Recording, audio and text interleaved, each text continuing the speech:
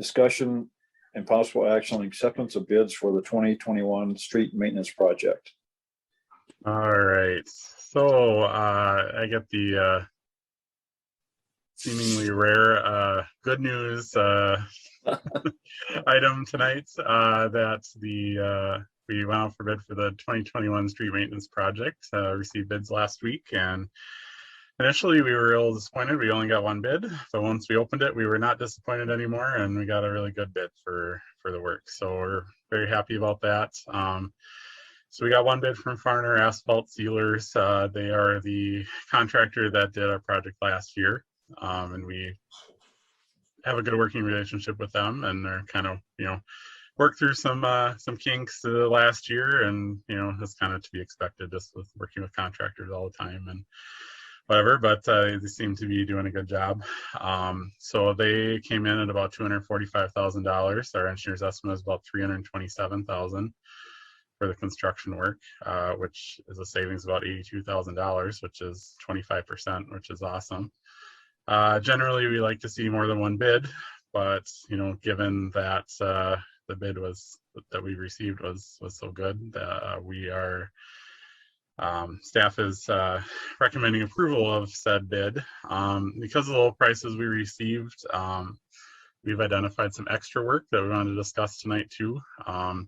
So those extra work items would be, so our landfill property off of Cratley Lane, recently we hired the county to put down some millings over that to control the dust on our portion of our property up there.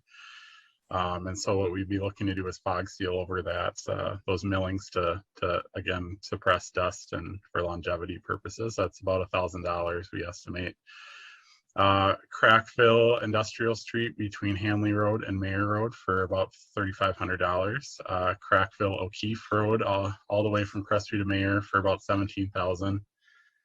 And then finish crack filling, seal coating, fog sealing Hanley Road, so that'll take care of it the whole way. Our bid on the project had it from Namacoggin to Carmichael Road, so this would take us all the way to Hagen Street, which would match up with the work on Hagen Street last year, and that extra would be about $50,000. So total extra work we're looking at is about $71,500, which even leaves us a nice contingency after that, just in case of quantity overruns and all that good stuff. So funds available. So we had budgeted $350,000 from this CIP this year. And then we also had about $50,000 carried over from last year's project that we didn't spend. So about $400,000 of total funding. Again, that bid was for expenditures. The bid was about $245,000. We'll get to the engineering kind of in the next item on the agenda, but we're assuming about $50,000 between design and inspection work. So about $295,000 total expenditures. Add that $71,500 onto that, and you got a total expenditures, even with the extra work, about $366,000. So we're still looking at a good healthy contingency left over, and if we can find even more work to do with it, great. If we want to roll that over to next year, that's great too, so we can do an even bigger project next year. So with all that said, we would recommend approval of the lowest bid to Farner, and then would be looking also for approval of the identified extra work to the project scope. So any questions or comments? We have a motion. Well, I was just going to ask first if I could. We need a motion. We should have a motion. Oh, I'm sorry. So we can discuss. I mean, otherwise. Sorry, I would motion to approve. And so then, do you need me to second that? Yes, please. Okay. Paul, you keep making the motions. I'll keep seconding, okay? I'll do my best. All right. Been moved and seconded to accept the Farner bid for 2021 street maintenance projects. Is there any discussion now? So yeah, Dean, what I was wondering on Hanley Road, where it says crack fill, seal coat, fog seal, 50,000. How much, or where's the location of the seal coat? Do you guys have that? Do you have it like mapped out or something? Yeah, so initially in the project, we had the seal coat on Hanley from Carmichael to Namakagon. And so this would extend that then further west from Namakagon all the way down to Hagan Street. Okay. Does that answer your question, or? Yeah, I didn't see like I was looking at, or hoping there'd be like a little map or something. Oh, sorry. I just I'll do didn't that see for it, next so time. I was more just curious like where it's going to be. So Yeah. well, I think so it's a good idea. I'm glad that the bid came in lower, and I'm glad that we can do basically more work with kind of like less money, so to speak. So, or the same amount of money, I guess, but we can do more work with it. So, anything we can do, I think, to improve our roads is huge. So I appreciate you putting together those extra pieces, and so it makes sense to me. Yeah, I forgot to mention too just where the extra came from. It looks like oil prices must be down, or at least compared to last year, are down significantly. So that really has helped us to stretch our money in this regard. And then also we had and thought that the traffic control and mobilization was going to be higher for this project than maybe some others because of the streets that are involved with it, like Crestview Drive and the Gateway area and stuff, and that didn't come to fruition. So that's kind of where the difference came from. The only comment I would make, I believe Farner did Wisconsin Street last year. Am I correct? Yep. Their lane marking is pretty thin. You know, go down and look at it. It looked weak last fall, but right after they'd done it, I thought, boy, that wasn't. They did that one in a hurry, and it's not surviving the winter very well. It's going to be gone pretty quick. So we need to kind of, I don't know, need to say something. Go down. You guys should take a look at it, see what you think. But I think for a year, or 6 months, it's not in good shape. Yeah, I'll definitely look at that. I haven't looked at Wisconsin Street in particular since last year. Yeah, I walked Summer Street would be one of the Summer Street, that marking there in particular, because I walked that, so I see that, and but just take a look. Let me know if it's okay. Tell me to shut up. If not, I don't think I'd do that anyway, even if I disagree with you. But I will say that with seal coat projects in general, it's kind of, we see often that the pavement markings, no matter what type of pavement markings you put down, kind of tend to get soaked up by the seal coat for the first year a little bit more so than you would see normally. So I'm not disputing that they may have put it down weak to begin with too, so that together might be contributing to that. You can see where they rolled it, where the rollers overlapped. Okay. It had pretty good coverage, but where it didn't, you could see a lot of, it did definitely soak in. So okay. I was just going to ask, do we require that we get multiple bids, or, I mean, is that? It's so our procurement policy is that we have to go out for bids, and so contractors have the opportunity to put in a bid if they so desire, and it's kind of a usual best practice to get multiple bids.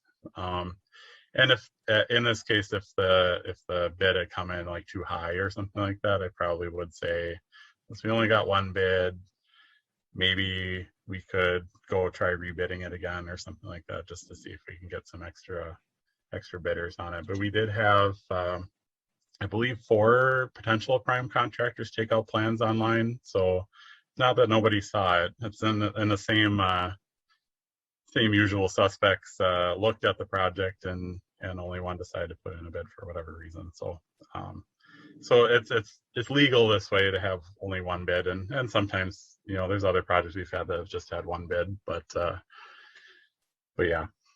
Good question, Sarah. Thanks. Yeah. Sarah, I would be happy. I will get the procurement policy and send it over to you. It actually might even be online. I believe it might be on the city website, but I will send it to you. And then you can read through it, and you have any questions. It was created, normally through the finance committee, and then the council final approval. So Awesome. I will do that. Okay. Any more discussion?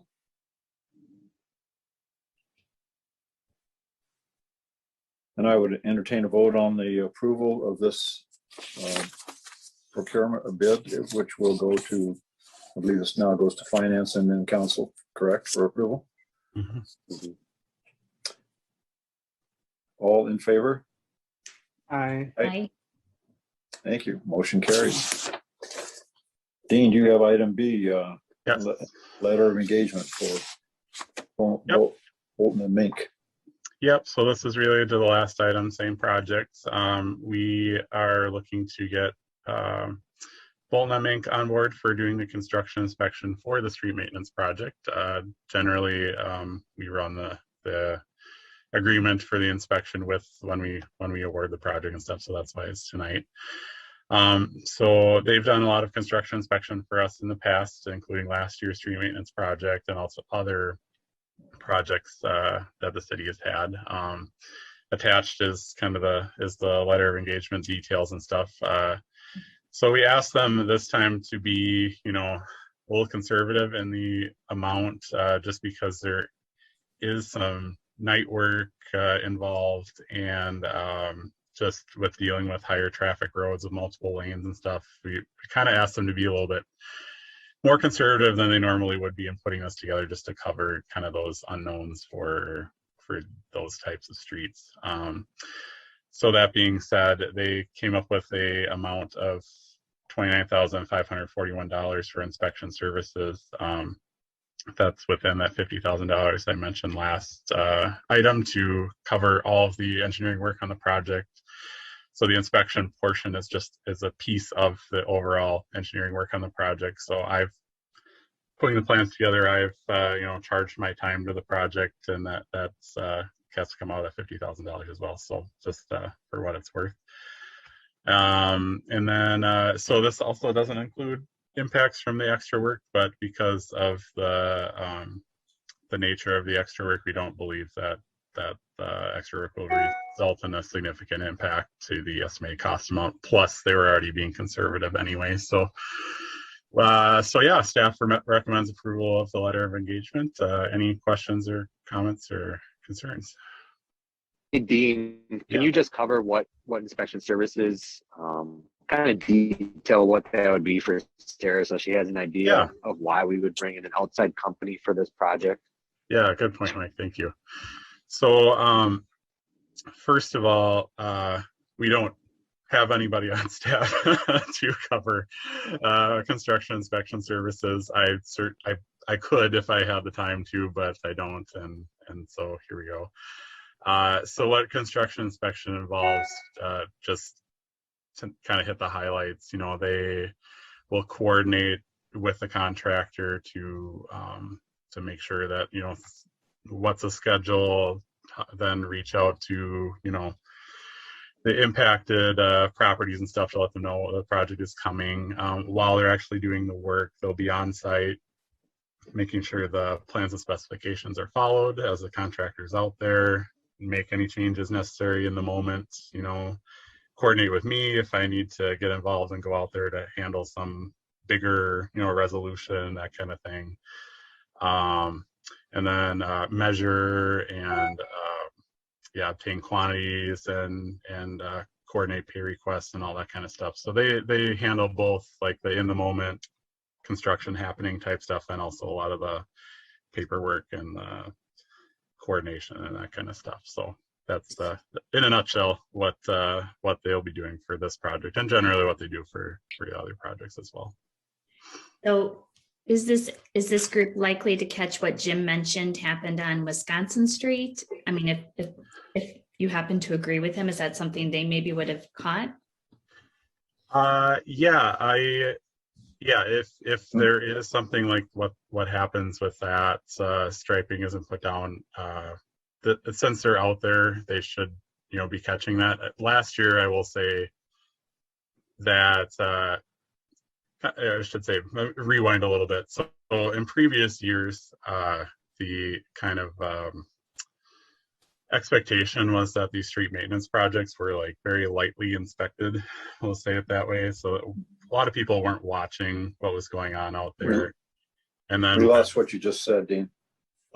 so in the past, there's kind of the expectation from staff and our inspectors that it's pretty lightly inspected for these projects. So like the inspector wouldn't be out there full time, et cetera, et cetera. And so last year we were kind of working through, what our expectations are now that I'm on staff and Mike's on staff. What are our expectations and stuff? So we're kind of working through that with our inspectors as well. And so they weren't out there as full time, I guess, as I was anticipating. And so we've kind of made that expectation for this year that they will be out there full time to do the construction inspection. And because they would be out there full time, any of those, if the striping's not getting down, at the right level or that kind of thing, they would be the ones to catch that.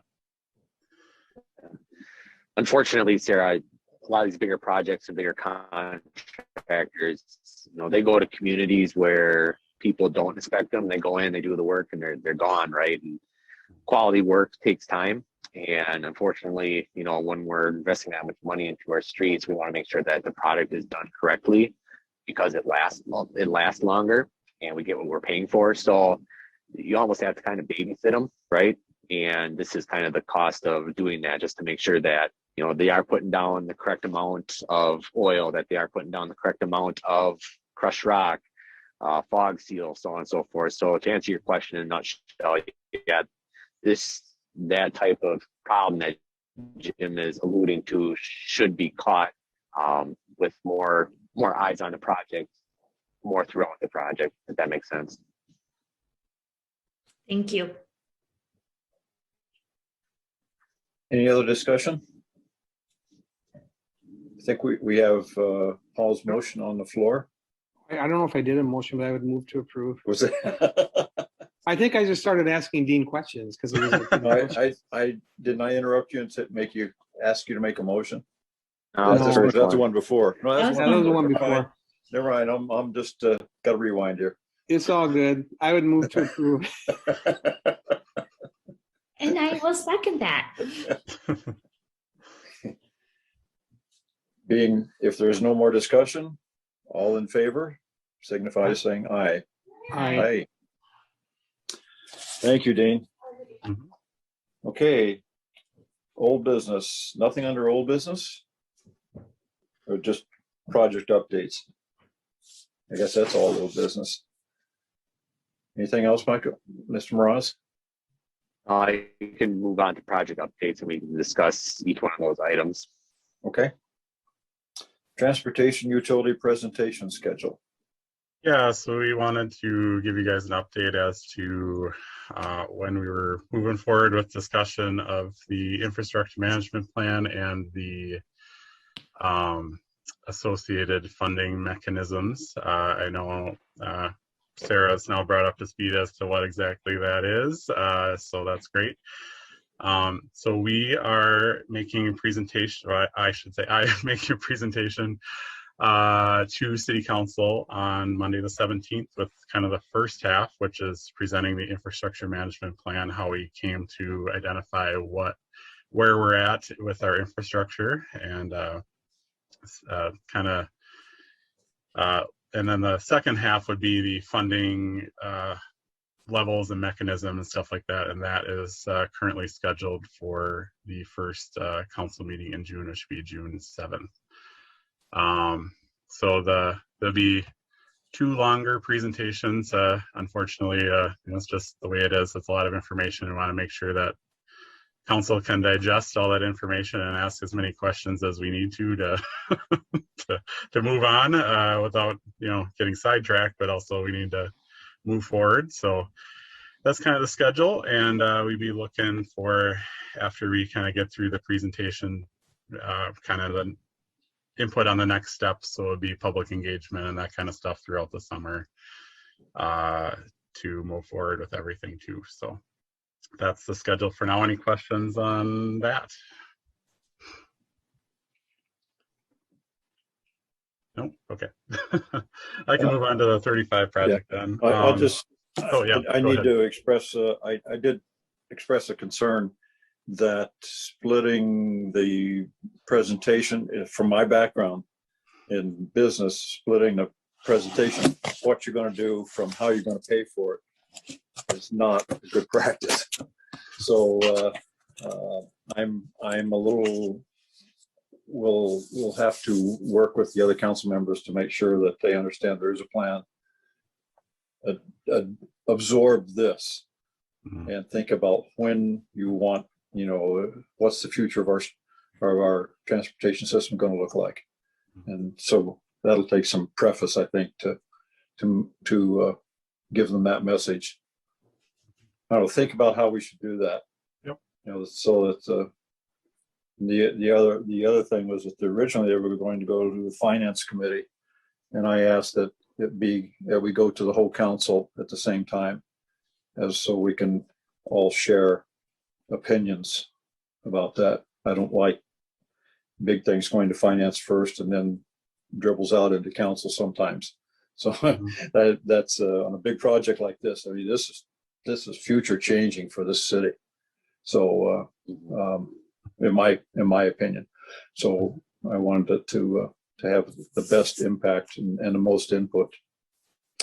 So I stuck my oar in and asked that it be done at least partly my way. So, and they said, "Yep, we'll do and got the message back. We'll do the whole council, Yep. And it could take a lot of time. Yeah. I don't know how much time are you being allotted, Dean? I haven't gotten I need to keep it to a certain time amount, so Okay. I'll say the first half shouldn't be as long as the second half, just because I think the infrastructure management plan portion of it is more straightforward, because you can kind of see, the things that are going on, like the pavement falling apart, the curb, that kind of thing. Can understand, the pipes under the ground and having to replace those and that kind of thing. It's when you start talking about dollar signs and things in the future and stuff you can't tangibly get your hands around, that I at least foresee needing more time to explain. And there's also, different alternatives and that kind of stuff. So thoroughly explaining the different alternatives and that kind of thing, will take more time to do. So, but I think it's important to convey how thoroughly this work has been done, to identify the work that needs to be done, and that this is a practical, logical, very well engineered. Maybe that's the wrong word, but let's give it that bias. But it's very well planned out, and we've thought of as many of the possibilities as can be done to totally create a real long-term future plan. So more than 5 years. I mean, we've struggled to think 5 years ahead. So now we're thinking 40 years ahead. So, but yeah, that's just what I hope comes out of this, and that with the rest of I have not talked to any of the other council people about this presentation, and I don't know how attuned the mayor is to where we're going. So no idea on how it's going to be received.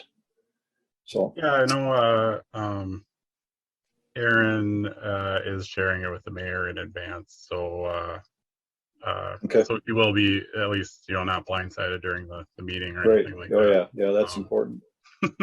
Yeah, but it's a game changer. Yep. So and how we do things. So Jim, okay.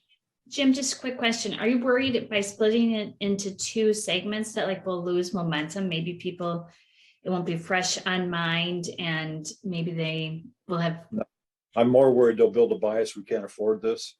Oh, okay. They'll say $114 million. Oh my God. So, and then their thinking will be, while Dean's going through the presentation about what needs to be done, how we got to that number, that they'll think all they're thinking about 114 million. So somehow we need to say emphasize or point out that there will be And the 6th, we'll be presenting, or whatever that is, a new look about how this can be done. So different options.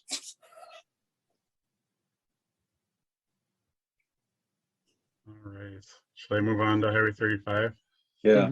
Okay. As long as Rich understands that it's not going to affect the mill rate. Well, depending on what option is chosen, I don't know. Sure. Yeah. If you choose a mill rate, we can't do the plan. Yeah, right. So the Highway 35 project, I know Sarah's been feeling it as her district. So just want to give an update on that. So obviously we're well underway with construction downtown. So the contractor right now is working in a number of different spots with a number of different things that they're doing. If you see all up and down the corridor, they've got something going on. So down at the wastewater treatment plant, they're currently working on the sanitary sewer replacement down there. Kind of in the downtown area, they are working on the lighting system upgrades and then also the pedestrian ramp replacements on the west side of the street, all the way up from Cooley to Vine Street. And then north of Vine up to Lake Malibu, they have started the reconstruction portion of the project, and they've started at St. Croix Street and are working off of the lowest point of the sanitary sewer system. So that's why they're starting at St. Croix Street.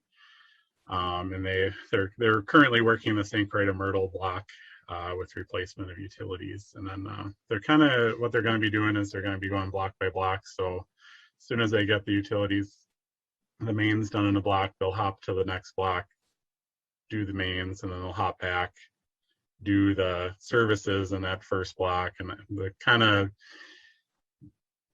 they're doing it this way to keep the utility crews there working consistently rather than having them do a whole swath and then have to take off somewhere else to wait for the surface work crew to catch up with them, that kind of thing. So we're kind of trying to incrementally do this project so that we keep everybody busy, so that everybody's kind of going step by step together on this, so that we're not stretching things out. So that's where we're at today. Any questions about the project? I know we've been working through a lot of stuff, so I know Sarah and I have been anyway. So No. I mean, each day presents its own challenges, right? I mean, we don't know what we're walking into in the morning, or get a phone call at night. You know, Dean and I are trying to put out fires as best we can, especially with the traffic and cars going down alleys, so on and so forth. You know, we did have a conversation this morning at our weekly meeting with the state about providing us with some signage. We did hear back from them this morning from the regional manager from the state that they can provide the signs, but they won't pay for them. And I don't know, Dean, if you had gotten that email from Andrew or Stacy.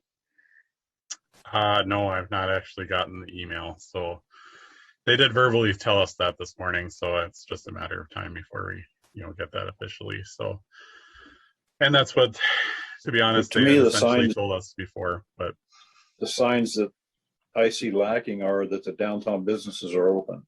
I mean, if you know the Vine Street, if you know downtown, you know the Vine Street, okay, it means all the businesses are open. But if you don't know, the Vine Street is on the north end of the downtown. So that piece I think would be really helpful.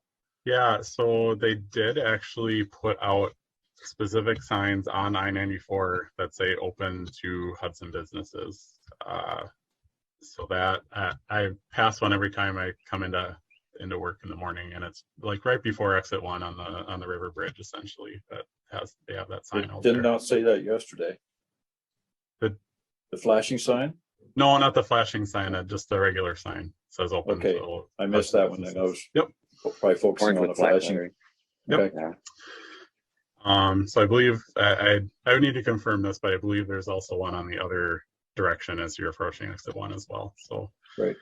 I also believe they have one in North Hudson too, for North Hudson businesses as well. the other caveat that we learned this morning, Wisconsin State Trooper was there. We were talking, I didn't know this, but a lot of the trucks that you're seeing come through downtown and through 3rd Street, Division into North Hudson, apparently if the truck crosses state lines, so if it's going westbound and crosses into Minnesota to take the actual detour route, technically it has to go to the scale to get weighed, and then it goes up to Manning, turns back around and goes on 95 north. So that's preventing, or I should say, a lot of trucks are skipping that, knowing that they have to scale over in Minnesota once they cross the state line. So, we requested that no truck signs be put out. The state sounds like they're going to supply those, and then that would give our local law enforcement the ability to ticket, because trucks aren't technically allowed on 3rd Street. So, but yeah, that was just a caveat that we learned about this morning that would explain maybe why we're still continuing to see some truck traffic come through town when they're not supposed to. Okay, so a couple other questions if I can. So if the state isn't going to approve this signage, is that something we're going to talk about as a council? So that, should I take these one at a time and let you answer? Sure. Okay. So yeah, we essentially, in order to get this done as soon as possible, I think we're pretty much as staff, and Mike maybe can correct me if I'm wrong, but pretty much as staff just willing to do this as a staff direction, just because we've had so many complaints about it, and we are pretty sure that everybody's on board with the extra signage. As much as we would love to have WSDOT pay for it and whatever, it's just been so hard for the residents out there and stuff, and we feel that we can make that decision just to move forward with doing it.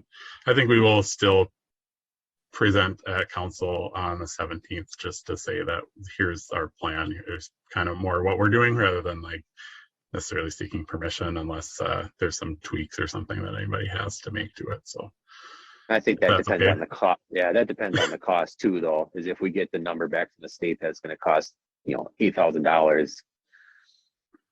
I don't have that in my operating to cover that.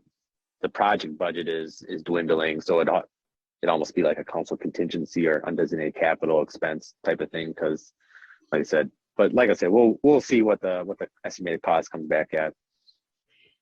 When do you think you might have those estimated costs? Well, they told us this morning it should be just a matter of a few days or something like that. To hopefully in time for the council meeting on the 17th. Yeah. Oh boy, I hope so. So I did get reports of semis on 1st Street too. Just so I don't know if you guys have heard that one or not. Not for a while. I heard that initially, but I think over the weekend is when I. Oh, okay. Yeah. No.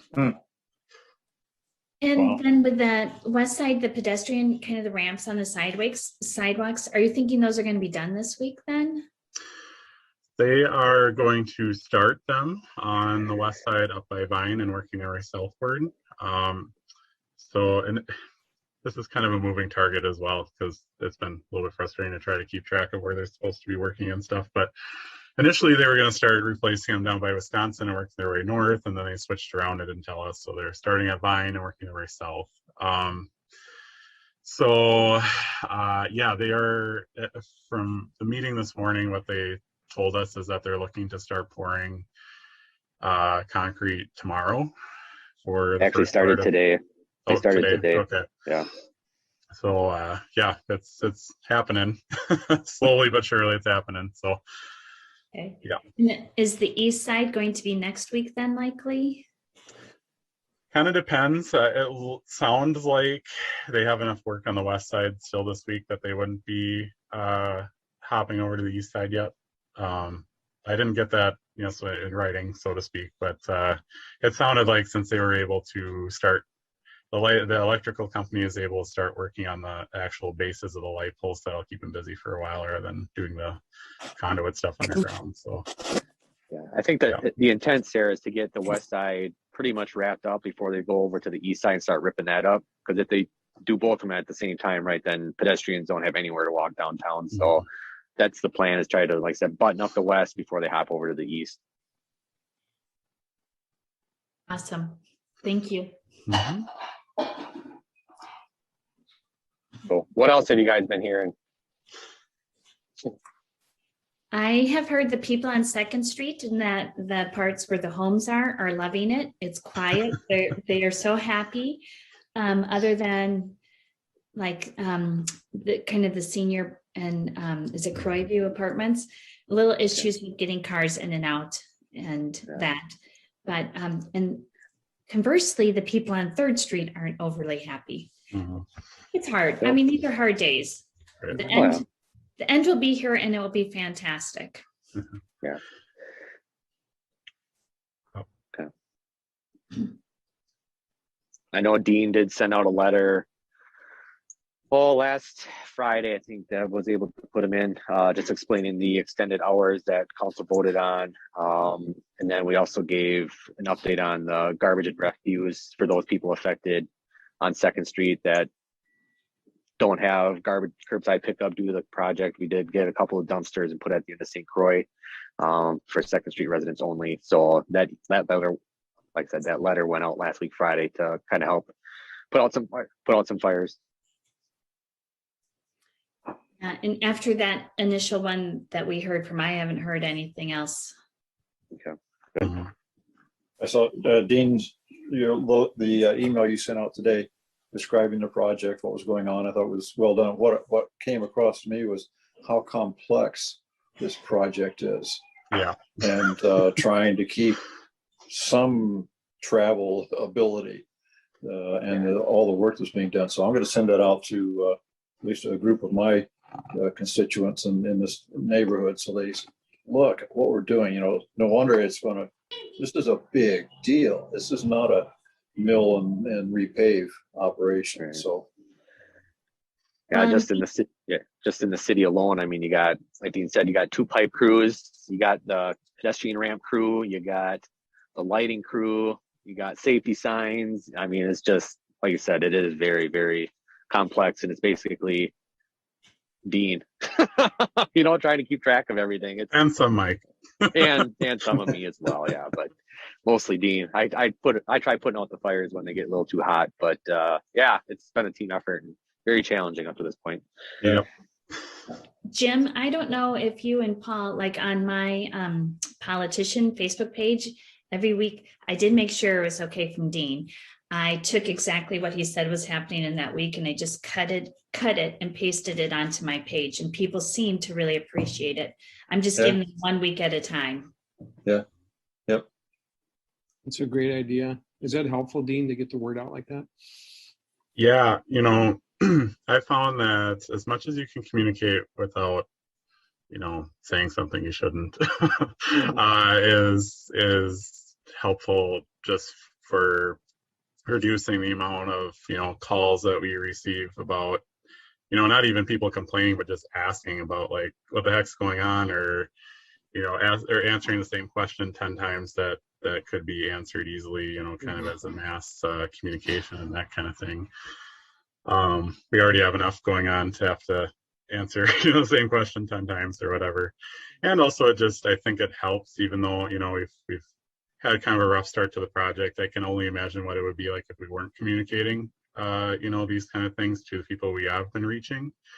If people are just left in the dark, or relying on what WISDOT was putting out, everybody would be so confused, I think, about what's going on, and you guys would be hearing from a lot more people, we would be hearing from a lot more people, and then it also just doesn't foster goodwill, with the public to not be communicating and stuff. So we kind of killing a few birds with one stone with putting out those updates that are a little bit more detailed and getting to things that people care about. Yeah, WISDOT puts out their stuff, and I shouldn't knock them too much because they're kind of focused on what they're focused on, and they don't know the things that your average resident on Second Street necessarily is concerned about, or that kind of thing. So, or the things that we've been getting from our council members or from the public or whatever that we're better able to address, you know, kind of on a more local level. So that's kind of why we're doing it, and I found success with doing it this way. So that's kind of why I've started with this project, doing it this way. So It's helpful, easy to read. thank you. Yep. I do get a little verbose at times, so if you can tell me to cut it down if you need, if you need me to.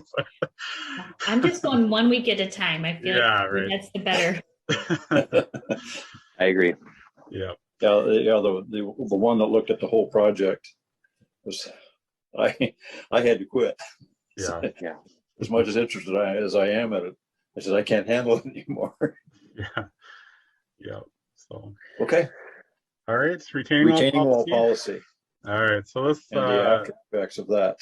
yeah, so this is coming kind of related to the Highway 35 project, the retaining walls that we've identified that need to be, you know, addressed with the project. So we previously, you know, following our existing policy, kind of as the guinea pig project here of our policy, you know, kind of went through the identification and cost estimate and that kind of stuff for these retaining walls that need to be replaced. And the cost numbers, as we expected, were quite high, you know, because retaining walls are just expensive.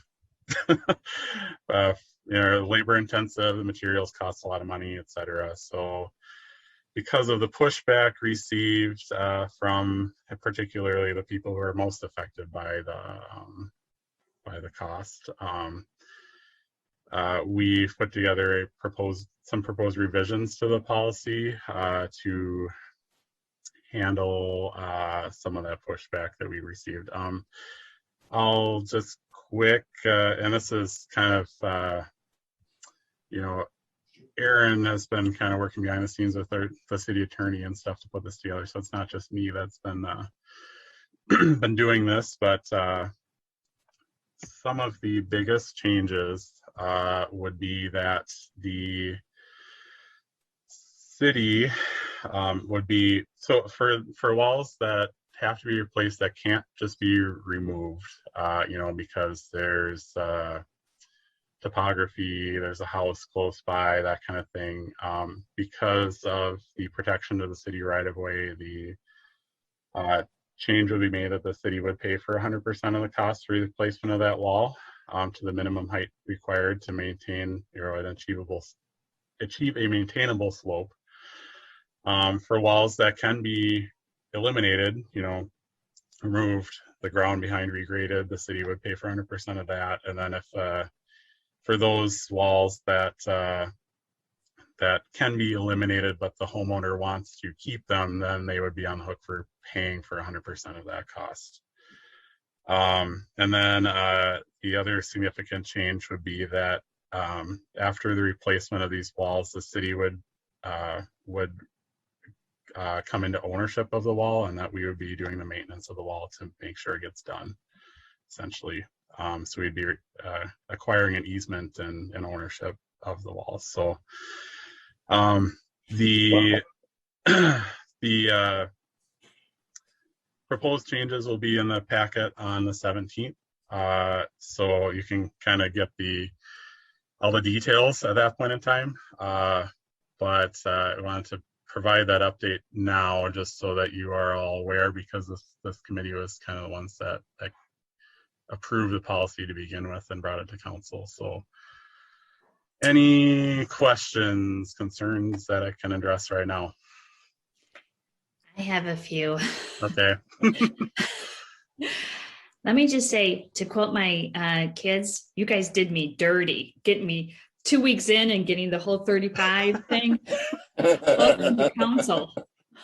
But here are my questions. So, are you going to be able to maintain the historical value? I know some of them are concrete, but some of them are bricks and a little bit more elaborate. How is that going to be determined? That's my first question. So the proposed changes as they stand right now don't have a carve out for, in particular, like brick walls. So what we would do in that case would probably be that we would do a what's called a cast in place wall with a form liner. So that would mimic the brick, texture on the outside, and then you can color that as well. What did you call that? I'm sorry, what was that called? So yeah, sorry, terminology, get in my engineer world here. So there's a type of retaining wall, it's called cast in place. And so what that does is they set up a form for the wall. They'll actually pour the concrete wall at that site. So it's not like blocks or whatever. It's a cast in place is what they call it. So they cast the wall in the place that it's going to be. And when you do that, you can set up the form so that there's something called a form liner on the wall. And so what that will do is that form liner can mimic the appearance of other materials. So like a brick form liner would look like brick on the outside of that wall. And so that's kind of what we would probably do for a wall in that case. That's how it's currently written. And I would, if you have concerns with that, I probably would bring that to council on the 17th to talk about that.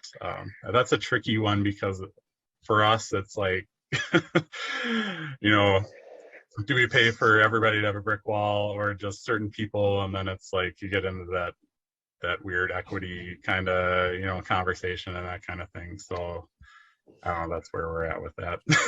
Right. So the discussions we had kind of internally too is, the city is going to provide a base standard, right? And if the resident wants to go above and beyond that by doing a different product, the city would contribute to that base standard, but anything above and beyond that would be covered by the property owner. And Dean, that's included in the policy? Yep. So that is in there. Yeah. And so when we get the policy, all those attachments that we get, are those just something that go to council members, or are those things that can be shared with residents, or they cannot be shared with residents until they've been approved? Thank you for the clarification on this too. Yeah, anything that's in the council agenda can be shared publicly. So the agenda will probably come out on Wednesday. And so once you receive the agenda, then it's able to be shared publicly at that point. Yep. Okay. I think at the moment that's all I can. That's my one burning one. If I think of more, I know who to get in touch with. Yep. All right. Well, that's a significant change. Yep. I won't disagree. I think the question will come up, well, what's the cost of that going to be? Yeah, no, and that's a good question. And across the city, I don't know that I No, don't even go there. Just well, stay with Highway 35. it's hard to say across the city or whatever, but with Highway 35, we do have those construction estimates for what that work would entail. And so, yeah, we're probably looking at the city would be close to like $100,000 or something for contributing to this work, or maybe even more than that. Kind of depending on what type of materials are used and stuff like that. So this would we would be doing this as we move forward. So let's say I happen to live not too far from Locust Street, and perhaps I see some retaining walls that are sketchy. So with this policy, then when Locust Street is redone, this would be the same thing. So building on what Jim said, and I think what I heard Sarah Atkins say in one of her last meetings was concern about if this is like something we can is this sustainable? Is this a policy we can sustain? Yeah, and that's a great question and point to okay. I'll just say, like, not to get into all the discussions that have happened on the back end of this, like, but there's been, staff has had a lot of conversations about this, so it's not, it's not an easy conversation to have either with the amounts of money involved and the impacts to people and stuff like that. So it's really hard to come to a consensus even within staff with this kind of stuff, just because it's hard to get there. But this is kind of what ended up getting the dust when the dust settled. This is what the staff in general proposed for these changes. So Yeah. That raises a point that may be a little deviation, was kind of like what kind of image do we want to have now, like along Main Street? It'd be kind of nice if they all had if they weren't plain concrete walls, that we actually what would it cost to portray a little more finished image. For example, what you talked about, the facing the Jello bowl. Just something to think about. That's probably good. We could talk about as part of this overall thing. That's who we want to be. I'm very curious to see how the conversation goes on Monday night about this. Right there, it's a tough conversation. It's a big liability within the city, and I think we've all known that it's been coming down the pipeline for years. And this 35 project just kind of pushed it to the forefront, and now we're kind of faced with some of these, failing walls, and this project is going to set a precedence for all future projects, right? So we want to make sure that we get it right, but not put the city in a position where we can't afford or fund, the future, so to speak. So yeah, I'm very curious how this is going to go Monday night. Dean, are you the one that will go in and assess if it needs a retaining wall or if the slope is quite right, or is there somebody else who will go in and make that decision? are you talking about for like walls that are in bad shape, that kind of thing? Yeah, so the ones like if it's one thing, like you can fix the slope, so it'll be fine. Is that you who will do that assessment? Yeah, we've got standards within the retaining wall policy. I don't know how much you've been able to dive into that, but there are very easy to follow, I would say easy to measure, standards for when we do these things. So I'm not a structural engineer, but I as an engineer can follow the numbers, so to speak, and know that these are kind of the ones that we have slated for replacement and that kind of thing. So yeah, it would probably be me, or if we needed to bring a structural engineer in to make some assessments, we could do that as well. But in general, it probably would be me. The numbers don't deviate from one project to the other. The numbers are set. They're fine. They're so it's consistent. Okay. Anything else? But you probably heard enough from me, so I'll be quiet now. Thanks. Thank you. Appreciate this is a tough one, and appreciate the work that the staff has done in trying to come up with something that's workable. May not be the right thing to do, and it's tough. Communications. Jim, I'm just going to run down just to give the committee just an idea of what the public works staff is doing here in the last month and moving forward. So we're going to look to start painting crosswalks, skips, so on and so forth next week when it warms up a little bit. We rented a screener for the sweepings pile up in North Hudson, and we started that last week. We had it for the full week. We actually have it for the full month, and we're about halfway through our pile, probably looking at 500 total yards of material that will be screened out, all the garbage and refuse and so on and so forth cleaned, and then we'll be able to place that material for our low hazard exemption in certain areas.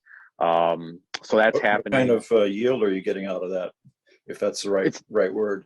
Yeah, 90%? so I would say 90% is clean material, about 10% is garbage and leaves and sticks and other debris. Okay. Yep. Worthwhile. So a guy's been busy doing that.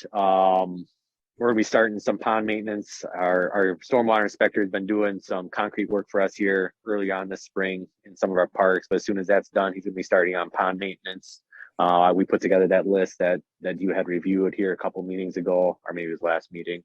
So he'll get started on that.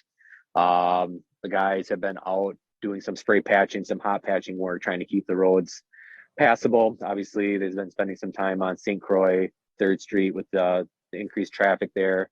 So they've been up to that, and then started some mowing operations around some of our ponds, so on and so forth, as the weather's turned nice here. So just to kind of give you an idea of what the staff has been up to. And then our Dick Dombrowski, our lighting inspector, he's been busy with locating and been heavily involved with the downtown street lighting upgrades with the Highway 35 project. So he's been busy as well. So that's all. I'm not sure if this is practical or not, but as you get into the pond maintenance, where we're starting to do significant things to ponds, would you be able to send a note out to the council person for that district and let them know that's going to be going on? So if they hear from their residents, that they'll know about it and they'll be able to say why we're doing this type of thing. Something, I'm not sure how best do that, or if it's possible, but yeah, the ponds that have major work to be done or scheduled to be done, I'll be sending out a letter to the adjacent resident that border that facility, and then I can just include the district representative on that mailing. Perfect. Yeah. Perfect. Great. Communications and items for future agendas. I have one item, and Deb, maybe you can tell me how we do this, but I'm acting as chair, and I don't know because I was chair last year, if that carried over. I don't think it does. So we need to appoint a chair. No, I don't believe so. I don't believe we do that for this committee. Okay. Not that I'm aware of. Not that I'm aware of, but I can check. Rolls over till they get kicked out. Is that? Yeah. Okay. I can check though. Yeah. Okay. Okay. I'll check. Anybody else have things they want to see on future agendas?